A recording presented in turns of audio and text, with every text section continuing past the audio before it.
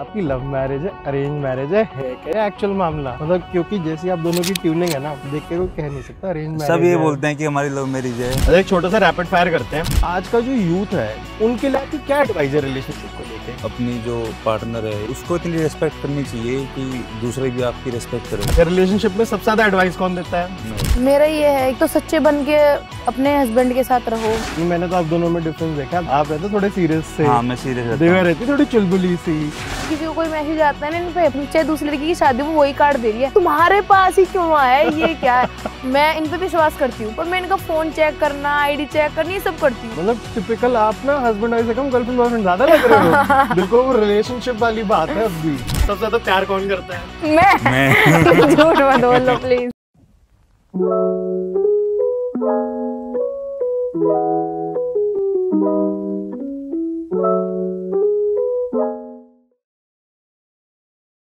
सचिन भाई, अभी हमारी बात हो रही थी दिव्या से। आपकी लव मैरिज है, अरेंज मैरिज है क्या एक्चुअल मामला? कुछ नहीं है अभी ऐसा। एक्चुअली क्या है ना, हमारे घर पे पहले से ही दिव्या के बारे में बात चलती रहती थी कि दिव्या है हमारे ऐसे ऐसे, तो अगर तुम मिस्टर इंडिया बन गया तो तेरी शादी दिव्या से हो जाएगी। पर मैंने कभी दिव्या को देखा नहीं था। मतलब मेरे बाबा जी जब रिटायर हुए तो इनका फ़ोटो आता पे उस पर इस न्यूज़पेपर में, तो मैंने फर्स्ट टाइम जब देखा था कि दिव्या हमारे ऐसे ऐसे हमारे समाज से हैं और जानते हैं। तो मेरे बाबा जी और इनके फादर आपस में फ्रेंड्स हैं, तो उनकी आपस में बात होती रहती थी कि ऐसे ऐसे।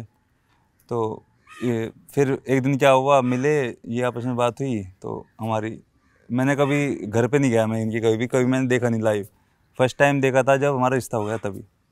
मतलब क्योंकि जैसी आप दोनों की ट्यूनिंग है ना, देख के कोई कह नहीं सकता अरेंज मैरिज सब ये है। बोलते हैं कि हमारी लव मैरिज है, बट हमारी अरेंज मैरिज है। कहीं पीछे से लव हो गया हो, बाद में अरेंज बना दी। ये मुझे फॉलो करते थे इंस्टाग्राम पे।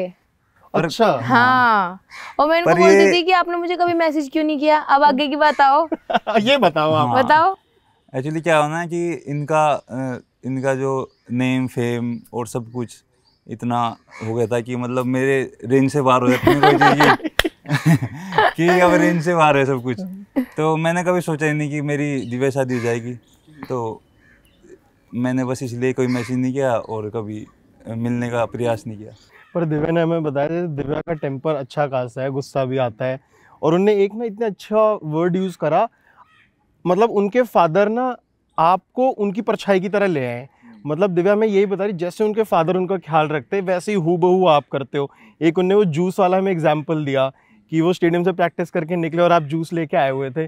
और इतनी ट्यूनिंग कैसे हो गई फिर? सब भगवान का वो होता है ये कि आपस में इतना सारा कि एक दूसरे से रिलेट हो जाती हैं चीज़ें। बट ये होता है, दिल से होता है जो भी होता है। मैं दिल से जुड़ा हुआ हूँ दिव्या से, तो सब आपस में सब बातें मैच हो जाती हैं।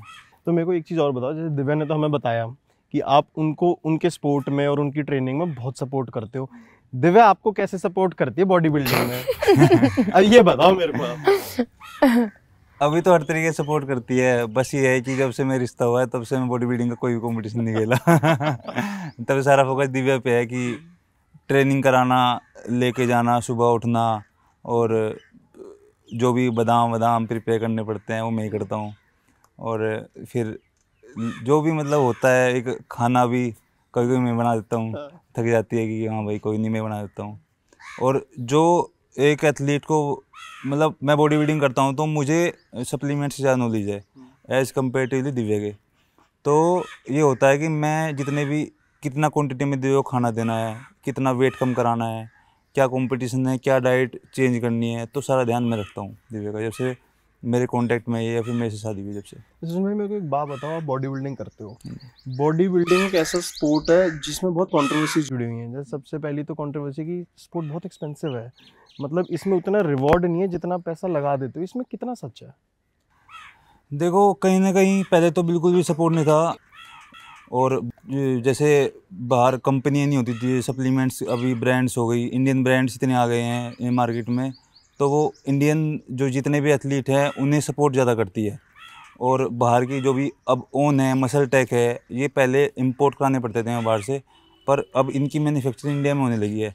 तो जो एथलीट्स हैं हमारे, वो भी इंडियन ही इनमें स्पॉन्सर होते हैं। तो इसका बहुत ज़्यादा एडवांटेज मिला है हमें। आजकल सोशल मीडिया से भी बहुत ज़्यादा एडवांटेज मिलता है।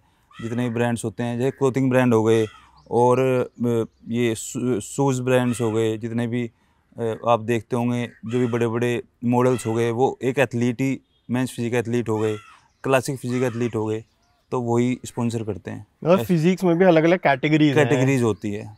अच्छा, हाँ जी। तो मेरे को एक बात और बताइए, जैसे हमें कंट्रोवर्सी और बहुत ज़्यादा आजकल सुनते हैं कि किसी ने कोई स्टेरॉइड ले लिया बॉडी बनाने के लिए, मतलब क्या होता है स्टेरॉइड, इसका क्या सच है, क्या नुकसान है, क्या फ़ायदे हैं? मेरा मानना ये है कि आप कभी भी स्टेरॉइड से बॉडी बिल्डर नहीं बन सकते। आप लंबे समय तक, आप जितने बॉडी बिल्डिंग देखोगे, बॉडी बिल्डर्स देखोगे बाहर के, वो सीधा सीधा डाइट पे फोकस करते हैं। और यहाँ के क्या है, यहाँ के जो एथलीट्स हैं, उन्हें ये पता लगे कि शॉर्टकट है ये। आप 10 अंडे नहीं खाओगे, आप आधा किलो चिकन नहीं खाओगे, आप स्टेरॉइड यूज़ कर लोगे, उससे पैसे ज़्यादा खर्च करते हैं एथलीट्स। तो वो बिल्कुल गलत वे है। उस पर किडनी डैमेज होने का खतरा रहता है और लीवर्स डिफेक्ट होने का ज़्यादा खतरा रहता है। तो शॉर्टकट कुछ भी नहीं है, आपको चलना पड़ेगा उसी लाइन में। आपको जो जितनी भी ऐसे जो सब्सटेंस है, जो घी हो गया, मक्खन हो गया, इनको कम यूज़ करना पड़ता है बॉडी बिल्डिंग में, ताकि आपकी मसल अच्छी ग्रो हो और अच्छी डेफिनेशन आए, हार्डनेस आए मसल में। अच्छा, मेरे को एक चीज़ और बताओ। हाँ जी। आप बॉडी बिल्डिंग कर रहे हो, सुबह हम बैठे थे, हाँ जी। बड़ा वो होता है कि डाइट फॉलो करनी है, ये अब नहीं खाना, वो नहीं खाना। मैं बताता हूँ आपको, कहीं ना जो हमारे माँ बाप ने मेहनत करी है या फिर जो उनके जेनेटिक है, वो हमें ट्रांसफ़र होते हैं, तो उसका हमें बहुत ज़्यादा एडवांटेज मिलता है। जिसके जेनेटिक अच्छे नहीं होते, वो कभी बॉडी बिल्डर नहीं बन सकता। मेरा मानना ये है, पर्सनली उतना अच्छा नहीं बन सकता जितना एक जिसके जेनेटिक अच्छे हैं वो बन सकता है। तो मेरे को कहीं ना कहीं एक मेरे फैमिली बैकग्राउंड, मेरे पापा जी जो हैं वो ऐसा ही हैं, तो कहीं ना कहीं वो भी स्पोर्ट्स से जुड़े हुए थे कुछ समय से। तो जो उन्होंने मेहनत करी है उसका एडवांटेज मुझे मिला है। और मैं पिछले 14-15 ईयर्स से एब्स मेंटेन कर रहा हूँ। 15 साल से आप कभी भी मेरा कोई भी वो बायोडाटा निकाल देना, कोई भी पिक्चर उठा लेना मेरी, आपको एब्स मेंटेन मिलेंगे। 15 साल से 15 abs साल बना से रखे हैं। आज भी है और पिछले 14 ईयर्स से। मैं तो जब बादल को भी देखता हूँ कई बार, जब वो एब्स निकालता है, एब्स निकालना बड़ा टास्क है, बहुत मेहनत लगती है एब्स निकालने में, और आपने 15 साल से मेंटेन कर रखे हैं। उसका सीधी बात है कि आपकी डाइट, फोकस, कंसिस्टेंसी। मैं लगभग 7th-8th से जिम जा रहा हूँ। जब मैं सबको ये बोलता था, जिसकी भी थोड़ी सी वैसे होते थे कि भैया मुझे बताओ कोई एक्सरसाइज करना, मतलब मैं डंबल उठाऊँ या ना उठाऊँ, तो तब से मैं जाता हूँ जिम में, वो 1 घंटे के लिए, 2 घंटे के लिए, जब भी टाइम मिलता था। और मैंने पहला अपना सप्लीमेंट लिया था 2016 में, गेनर। उससे पहले मैंने कोई सप्लीमेंट यूज नहीं करा, तब भी मेरे एब्स थे। मेरे को अब एक बात और बताओ, आप दोनों ही एथलीट हो, दोनों वर्कआउट भी साथ करने जाते हो, और कौन कैसा वर्कआउट करता है आप दोनों में? एक्चुअली क्या है ना, मैं वेट लिफ्टिंग ज़्यादा अच्छी करता हूँ, और इसका दिव्या का स्टेमिना अच्छा है, फ्लेक्सिबिलिटी अच्छी है, और बॉडी बिल्डर्स की फ्लेक्सिबिलिटी कम होती है एज़ कम्पेरेटिवली रेसलर्स के। तो मेरी फ्लेक्सिबिलिटी कम है और इनकी अच्छी है, स्टेमिना इनका अच्छा है। मैं वेट लिफ्ट से करता हूँ, मेरे में स्ट्रेंथ अच्छी है। तो आप दोनों वर्कआउट साथ ही करते हो? साथ ही कर लेते हैं अधिकतर, तो फिर कभी कभी। पर ये सीरियस वाला वर्कआउट करते हैं, मतलब ये ऐसे रहेंगे, मैं कहूँगी सच में ना जितना करा, कह रही है हंस क्यों रही है जिम में क्यों हंस रही है, मतलब ये ऐसे रहते हैं। मुझे इस चीज़ में काफ़ी गुस्सा आता है। मैंने कहा हंसते खेलते करो ना, कह रही वो रिदम टूट जाता है, तू मतलब फोकस के साथ ऐसे करेगी। मैंने कहा जाओ, मुझे अब ट्रेनिंग नहीं करनी, मैं अलग जिम में जाने लगी। इसी वजह से हम अलग जिम में जाते हैं। दोनों अलग जिम में जा रहे हो? ये क्या किस्सा है, दोनों अलग अलग लड़ाई होती है रोज एक जिम में जाके। एक्चुअली क्या है ना, जो एक डिपेंड करता है आपने वर्कआउट किसके साथ किया है। तो जो मेरे पहले गुरु थे, तो मेरे पहले गुरु हैं जो, वो हैं अजय ठाकुर सर है हमारे यहाँ पे मेरठ में, और उनके सेम बिल्कुल एक विक्की भैया हैं। तो हम उनके साथ एक्सरसाइज करते थे। तो वो ना तो फ़ोन यूज़ करने देते, फ़ोन स्विच ऑफ करा देते वर्कआउट करने से पहले जब भी, और हम किसी से आपस में बात नहीं कर सकते थे कि मजाक, हंसी मजाक हो गई, या लड़की क्या हुआ, एक सेट लगाया बैठ गए बात करने लगे, या फिर बहुत डिसिप्लिन जो सिखाया है सिर्फ उन्होंने सिखाया है हमें। तो उस डिसिप्लिन आज भी वो बॉडी में है कि आज भी उसी डिसिप्लिन से चल रहा हूँ मैं। नहीं, मैंने तो आप दोनों में डिफरेंस देखा है, आप दोनों एक दूसरे को बड़ा कॉम्प्लीमेंट करते हो। आप रहते थोड़े सीरियस से, हाँ मैं सीरियस रहता हूँ, दिव्या रहती थोड़ी चुलबुली सी, आप दोनों का बहुत बढ़िया कॉम्प्लीमेंट चलता है। और पहले तो ये बोलती भी नहीं थी, मैं बोलती रहती थी। अब हम जिम में जाते हैं, मैं सोचू देखो आपको देख रही है, मुझे क्या करना है, देख रही है तो तुम मेरा दिमाग क्यों खराब कर रही है, ऐसे करते हैं। मैंने कहा मुझे आपके साथ जिम करना ही नहीं है, दूसरे जिम में जाते हैं, मैं दूसरे जिम में। पर आपको जेलसी तो होती होगी, देखो कोई और लड़की देखती होगी, आपको होती तो होगी थोड़ी सी। नहीं वैसे मैंने को बोलते, मैंने कहा चलो कोई बात नहीं, ठीक है, देख रही है, बात कर रहे हैं, ये पहले ट्रेनिंग भी देते तो कोई दिक्कत नहीं है। पर मतलब ये बोलना आसान होता है, किसी को कोई मैसेज आता है ना इन पे, हाय सचिन कैसे हो, मेरी चाहे शादी, चाहे दूसरी लड़की की शादी, वो वही कार्ड दे रही है, तुम्हारे पास ही क्यों आया है, ये क्या है। और मैं हकीकत बताऊं, मैं इन पे विश्वास करती हूँ, पर मैं इनका फोन चेक करना, आईडी चेक करना, ये सब करती हूँ। आज तक इन्होंने मेरा फोन चेक नहीं किया, देख लो। मतलब टिपिकल आप ना हस्बैंड वाइफ से कम गर्लफ्रेंड बॉयफ्रेंड ज्यादा लग रहे हो। बिल्कुल वो रिलेशनशिप वाली बात है अब भी। हाँ, और ये कभी कभार ये बहुत बार रैंडम आती है जिम में, हाँ, चेक करने की बोलने मैं आ किसी जाती बात तो हूँ। नहीं कर रहा या फिर क्या कर रहा हूँ। मैं हमेशा वर्कआउट करते हुए मिलूंगा इसको, क्योंकि मैं जिम में जाता हूँ फोकस से जाता हूँ। ऐसा नहीं है कि मेरा मन नहीं है मैं तब भी जिम चला गया। हेडफोन लगा के ये लगे रहेंगे, और कितनी बार हमारी रात को लड़ाई हो जाती है। मतलब ये सो जा मैंने कहा बात कर लो, कुछ देखते हैं इंस्टाग्राम पे, फिर नहीं सो जा। मैं भाई तू बाप है क्या मेरा यार, बिल्कुल ही मुझे तूने मेरी लाइफ ने एकदम सीरियस कर दी है। ऐसे ही चिड़चिड़ा के, मतलब मैं ऐसे ही सोती हूँ। और एक इनकी ये बात याद है, मैंने इनको ये बोला था सच्चू को, मैंने कहा अगर मुझे कभी नींद ना आए ना तो मतलब 2-4 थप्पड़ मार दे। मैंने कहा मेरी मम्मी ऐसे करती है। अब ये बताएंगे क्या होता है। बताओ भाई, ये वाली स्टोरी सुनाओ आप, क्या है। ऐसे होता है जैसे हम सोने का समय हो गया 9-10 बज गए, तो फिर ये आधा घंटा परेशान करेगी मुझे। कभी हाथ पे कुछ कर लेगी, कभी मतलब कुछ भी करना है, परेशान करना है। मतलब ऐसे करने लग जाऊंगी, इनको बाल फाड़ने लग जाऊंगी, तो इनका ना वो क्या बताओ, मैं नींद उड़ जाती है फिर 2-3 घंटे नींद नहीं आती है मुझे। और ये मुझे 6 बजे स्टार्ट कर देते हैं। और आपको फिर नींद आ जाती है। मैं रो के सोती हूँ। फिर कितनी बार ऐसा हुआ है, मैंने कहा कोई किसी को मैं बताऊंगी भी ना कि मैं पिट के सोई हूँ, कोई यकीन भी नहीं करेगा। पता है आप दोनों को देख के, सही बता रहा हूँ, जितनी देर में हमारी बात हो रही है, कोई देख के नहीं कह सकता अरेंज मैरिज कोई भी नहीं कह सकता। जैसी ट्यूनिंग और बॉन्डिंग है ना, ये बेस्ट फ्रेंड वाली बॉन्डिंग है। मतलब देख के कौन कहेगा हस्बैंड वाइफ, ऐसा लगता है बेस्ट फ्रेंड हो बिल्कुल एक दूसरे के। और कितनी बार ये पता मुझे क्या बोलता है, जैसे मैं एक शॉर्ट सा पहनती हूँ, ढीला सा पापा टाइप, और ढीली सी टी शर्ट, मतलब बिल्कुल ही ऐसी बाबा टाइप। तो कहते हैं भाई तू मेरी बीवी भी है यार, तू कुछ ढंग के कपड़े तो पहना कर। वही ना, बेस्ट फ्रेंड वाले जोन में आ गए हो। नहीं मेरी कोई वो नहीं है। कभी मैं भूल जाता हूँ तो मेरी बीवी है, दोस्त है, क्या है समझ में नहीं आता है, तो इस तरह रहती है। मैंने कहा मैं ऐसे ही चिल मोड में पड़ी रहती हूँ, मैंने कहा मुझे डिस्टर्ब मत करो। तब सच में एक बात बताओ, जैसे जब ट्रेनिंग भी करते हो, जैसे आपकी हार्डकोर वेट लिफ्टिंग वाली है, कुछ वैसा आप दिव्या को भी कराते हो? हाँ जी मैं कराता हूँ, बट ये इतनी सीरियस नहीं है। एक्चुअली क्या है ना, खाने का बड़ा शौक है, तो इसको खाना इतना पसंद है कि ये वो नहीं कर पाती, कि मतलब उसकी क्वांटिटी चेक नहीं कर पाती, जितना आ रहा है आओ। मैं बताऊं आपको, अभी जब हमारी बात हो रही थी ना, आपको याद है एक एथलीट होते थे पहले, पान सिंह तोमर, है ना, वो उसमें स्टेपल चेज और रेसेस में क्यों आए थे? उनने कहा वो फौज में थे, उन्होंने कहा जी मेरी खुराक है, वो खुराक के लिए रेसिंग में आए थे कि भाई केले, रोटी, दूध, सब कुछ ये खुराक के लिए। ये उनसे रिलेट करते हैं, ये जो हमारे मिल्खा सिंह है, उनसे भी ये रिलेट था कि अंडे मिलेंगे और दूध मिलेगा तो दौड़े, इसलिए दौड़े वो। तो खुराक के लिए चाहिए अपने को खाना पीना। हाँ। एक छोटा सा रैपिड फायर करते हैं आप दोनों के साथ। रिलेशनशिप में गुस्सा सबसे ज्यादा किसको आता है? इसको आता है। अच्छा, रिलेशनशिप में सबसे ज्यादा एडवाइस कौन देता है? मैं देता हूँ। अच्छा, सबसे ज्यादा खाना पीना किसको पसंद है? सबसे ज्यादा आलसी कौन है? सबसे ज्यादा लड़ता कौन है? मैं। सबसे ज्यादा प्यार कौन करता है? मैं। झूठ मत बोलो प्लीज। चलो ठीक है, इसमें प्यार पे पूछते हैं। मेरे को एक बात बताओ, जैसे आप दोनों की इतनी अच्छी बॉन्डिंग है, मतलब बेस्ट फ्रेंड्स वाला आपका रिलेशन देख के बड़ा अच्छा लगता है। आज का जो यूथ है, जो चाहे अरेंज मैरिज कर रहा हो या चाहे लव मैरिज कर रहा हो, उनके लिए आपकी क्या एडवाइस है रिलेशनशिप को लेके? मेरी एडवाइस तो ये रहेगी रिलेशनशिप को लेके कि हमें अपनी जो पार्टनर है, या फिर अब तो मतलब ये पत्नी है मेरी, तो उसको इतनी रिस्पेक्ट करनी चाहिए कि दूसरे भी आपकी रिस्पेक्ट करे।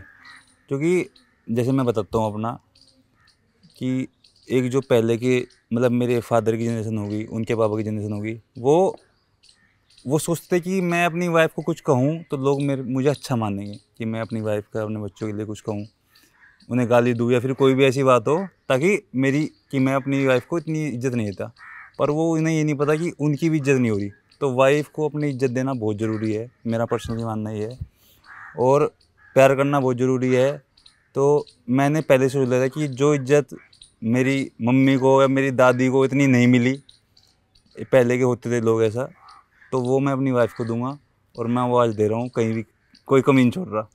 बहुत अच्छे। दिव्या, आपकी क्या एडवाइस है? मेरा ये है कि बिल्कुल एक तो सच्चे बन के अपने हस्बैंड के साथ रहो। मैं जैसी भी हूँ, अगर मैं मतलब कोई मुझे देख रहा है, मैं सच्चू ऐसे देख रहा है, सच्चू मैं किसी को देख रही हूँ, ये मैसेज आया है, ये मैंने भेजा है, मतलब मैं इनके लिए ना एकदम महसूस शीशे जैसी, एकदम जैसी मैं हूँ मैं वैसी इनको दिखाती हूँ। और ट्रस्ट बहुत जरूरी है कि मतलब विश्वास जो है ये है, अगर कुछ बात है तो एकदम मैं इनको बताती हूँ, ये मुझे बताते हैं, इसलिए ही चाहिए दूसरे जिम में जाए, मैं दूसरे जिम में जाऊँ, या फिर मैं कहीं बाहर प्रैक्टिस करूँ, ये यहाँ पे प्रैक्टिस करे, इससे हमें कोई फर्क नहीं पड़ता। ये है कि एक दूसरे के लिए सच्चे बने रहना चाहिए, जो कि मेरे लिए हमेशा बन के रहते हैं और मैं इनके लिए। कई बार ऐसा होता है कि ये जैसे आने वाली होती है जिम में, तो मुझे एक दिन पहले पता लग जाता है कि ये आने वाली है, कहीं ना कहीं माइंड में आता है कि आएगी या फिर, तो ये ऐसी एक होता है ना, रूह से रूह मिल जाना, तो वाली चीज़ें हैं कि हमें पता होता है कि ये ठीक है, ठीक चल रही है, या फिर मैं ठीक चल रहा हूँ, तो हमें कहीं भी डाउट नहीं है। नहीं तो कभी कभी ऐसा होता है कि से हस्बैंड वाइफ साथ ही जाएंगे वरना नहीं जाएंगे जिम में, है ना। वाइफ हस्बैंड को नहीं जाने देती जिम में और हस्बैंड वाइफ को अकेले नहीं जाने देते जिम में।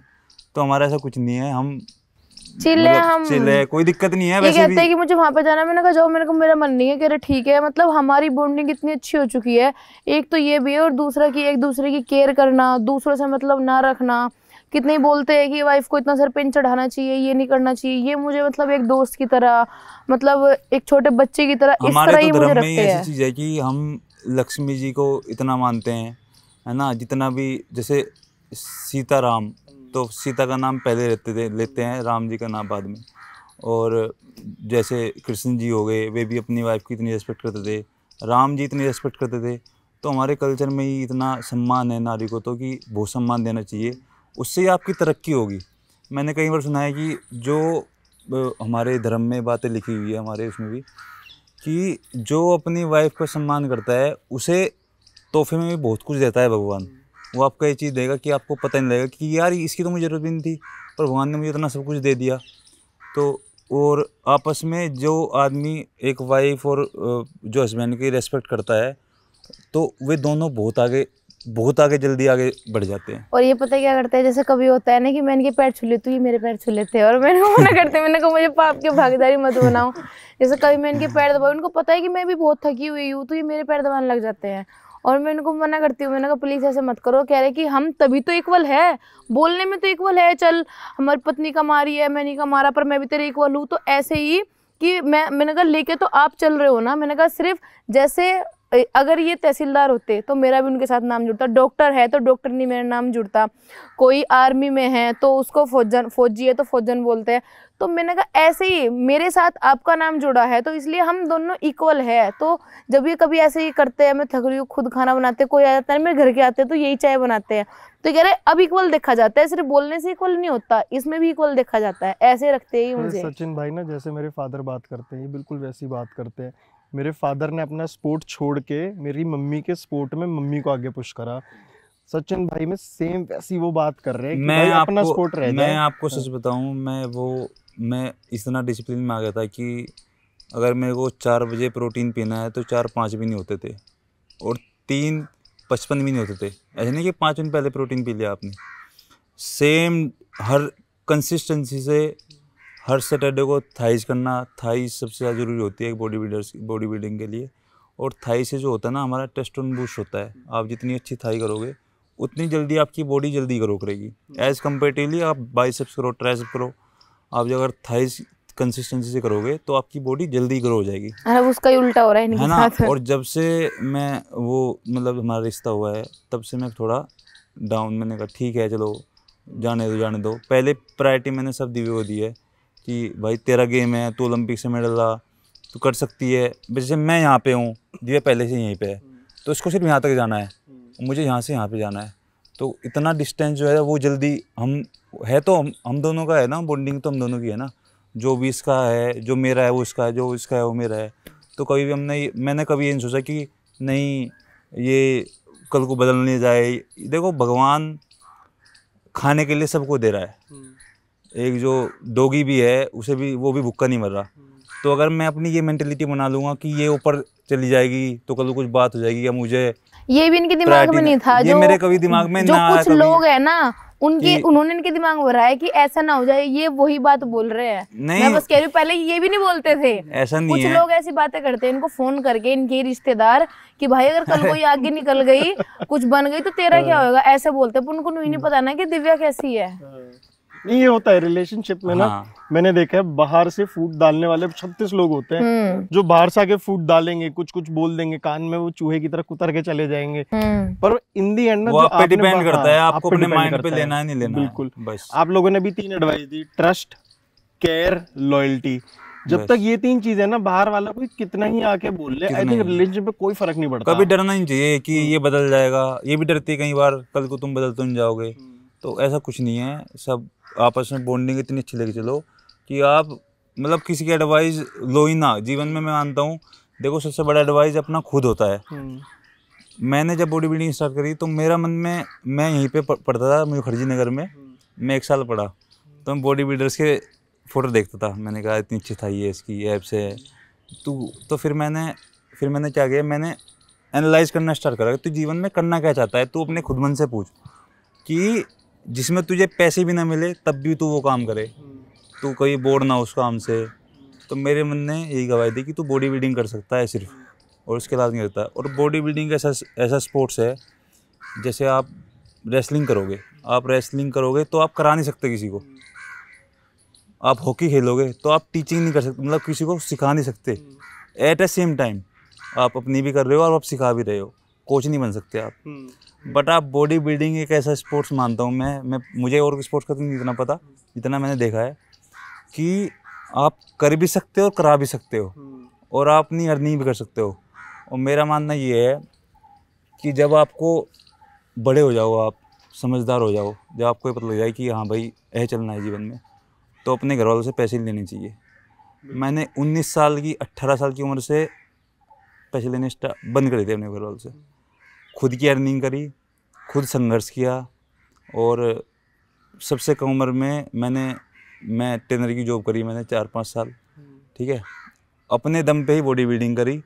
मेरा किसी पे कोई वो नहीं है कि कल को मुझे कोई ये कह दे भाई तू मेरे हिसाब चल, क्योंकि जो आपको 10 रुपये भी देगा ना, वो आप पे हक जताएगा जब तुम खुद बन जाओगे। तो कभी भी किसी का एहसान लेना ही नहीं चाहिए, कम से कम एहसान लो।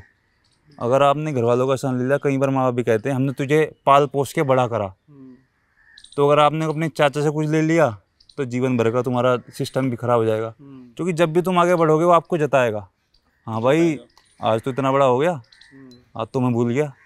कल को आपने किसी दोस्त से ले लिए पैसे तो वो आपको जताएगा। दोस्त की एक अलग चीज़ है, पर एक रिश्तेदार जो ऐसी चीज़ें होती है ना, वो हमेशा आपको कभी आगे नहीं बढ़ाएंगे, सिर्फ आपको टॉर्चर करेंगे। तो कभी भी मेरा मानना ये है पर्सनली, कम से कम एहसान लो जीवन में, क्योंकि वो तुम्हें एहसान हमेशा जीवन भर दबा कर रखेंगे, आपको भी आगे नहीं बढ़ने देंगे। तो मैंने 18 साल से लेकर 19 साल से, जब से मैं 12th के बाद मैंने अपने घर वालों से पैसे लेने बंद कर दिए, जो कि अपने दम पे किया, संघर्ष किया, रोया, खुद रोया अकेले में, परेशान हुआ खुद हुआ, और सब कुछ अपने बॉडी बिल्डिंग करी, कंपटीशन खेले, और जितने भी अपना जो भी नाम है आसपास जितना भी है जानते हैं लोग बॉडी की वजह से, वो सब खुद के दम पे है। मेरा किसी पे कोई एहसान नहीं है, मतलब मेरे पे किसी का कोई एहसान नहीं है कि कल कोई ये कह सके। तो इस नोट पे हम इस एपिसोड को कंक्लूड करते हैं। जो आपने रिलेशनशिप एडवाइस दी, ग्रीन फ्लैग्स क्या है, रेड फ्लैग्स क्या है रिलेशनशिप में, हस्बैंड वाइफ को कैसे रहना चाहिए और किस हिसाब से ट्यूनिंग रखनी चाहिए और बाहर वालों को इग्नोर करना चाहिए, इस एपिसोड पे हम लोग क्लोज करते हैं आज। थैंक यू सो मच, आप दोनों आए, आप दोनों ने टाइम निकाला। Thank you so much.